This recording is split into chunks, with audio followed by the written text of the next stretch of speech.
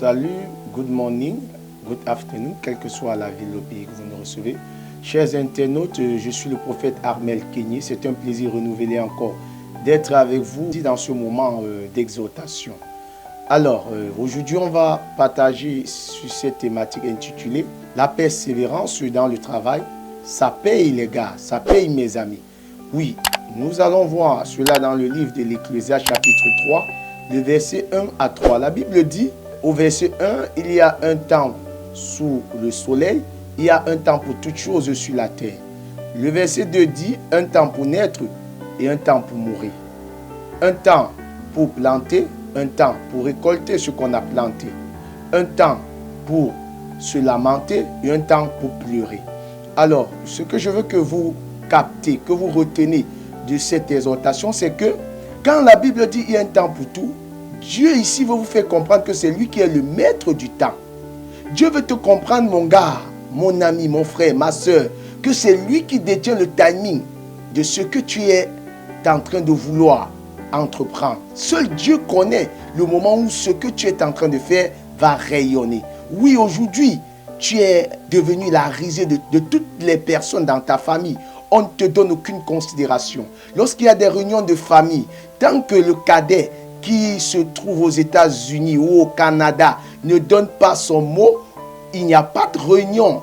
Oui, je suis venu te dire, il y a un temps pour tout. Aujourd'hui, tu bosses, tu travailles. Peu importe ton activité ou l'activité que tu es en train de mener, je suis venu te dire, c'est dans cela que le travail là va payer. Tu n'as pas besoin de convoiter. Tu n'as pas besoin de miroiter ce que les autres ont aujourd'hui. Laisse-moi te dire, tout ce qui est grand a commencé étant petit. Oui, tout ce qui n'a pas une histoire, bien aimé, interrogez-vous. Parce que sans avenir, il n'y a pas d'histoire. Vous comprenez? Oui, sans avenir, on ne peut pas dire qu'il y a une histoire. Alors, c'est ton histoire qui vient asseoir ton lendemain. Je suis venu te dire aujourd'hui, peut-être tu veux te décourager. Peut-être tu veux abandonner. Peut-être tu veux te séparer de cette activité, de ce business. Peut-être tu veux quitter, oui, ce travail. Parce que, oui, aujourd'hui tu travailles, on ne reconnaît pas tes efforts. Aujourd'hui tu fais ci, tu fais ça. Ah oui, rien n'avance. Ne te décourage pas. Ne te décourage pas.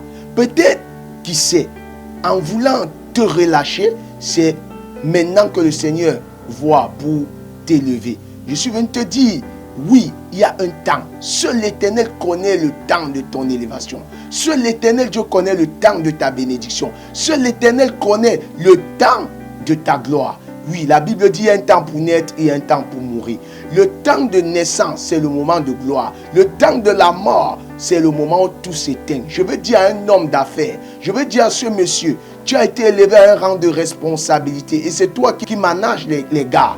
Tu traites mal tes subalternes. Tu traites mal l'équipe qu'on a mis sous ta responsabilité. Parce que quoi, c'est toi qui as le pouvoir. Laisse-moi te dire, avant toi, il y avait quelqu'un qui était à cette place. Et après toi, il y en aura. Et tu auras toujours besoin de quelqu'un pour vouloir réussir dans la vie. La leçon de la vie voudrait qu'on se soumette. La leçon de la vie voudrait qu'on apprend même des personnes que nous ne considérons pas pour autant dans la société. Je suis venu te dire, Dieu connaît ton temps.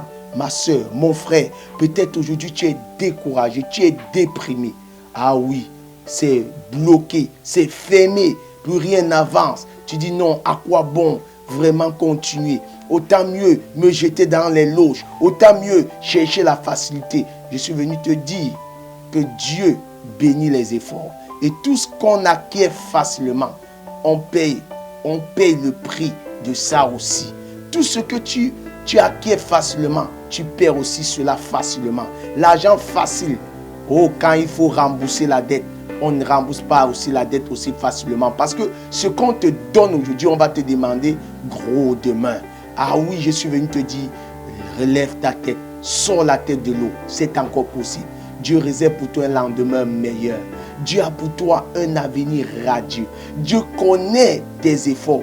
La Bible dit que Dieu n'est pas injuste pour ne pas, oui, bénir la personne qui fournit les efforts. La Bible dit que Dieu ne tient pas l'innocent pour coupable, moins le coupable encore pour l'innocent. Dieu a la clé. À la clé, Dieu te dit aujourd'hui, oui, relève-toi, bosse, avance, car demain, ces personnes qui se rient de toi aujourd'hui seront des témoignages pour ton élévation. Ces personnes qui se rassemblent, oui, en groupe pour te jeter des fausses accusations, pour dire des choses qui n'ont aucun sens sur ce que tu ne connais pas, reste tranquille. L'Éternel a un temps pour arrêter ça. Et quand Dieu se lève pour te rendre justice, ce ne serait que, ça s'est passé comment? Ce que Dieu fait quand son temps arrive, c'est un éblouement, c'est un bouleversement, c'est quelque chose d'incompréhensible. Et je suis venu te dire, ça c'est ton partage. Toi qui cherches, oui, ton gagne-pain de la plus belle des manières, oui, d'une manière digne, Dieu te réserve le meilleur. Beaucoup de courage, ça va aller, relève la tête. Alors si vous avez été bénis par cette exhortation, partagez, publiez, likez et retrouvons-nous au prochain épisode de Shalom. Bye bye.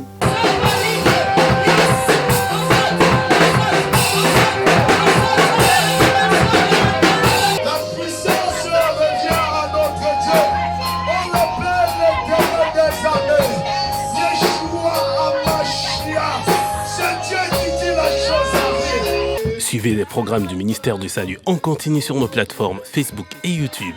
N'oubliez surtout pas de liker et partager.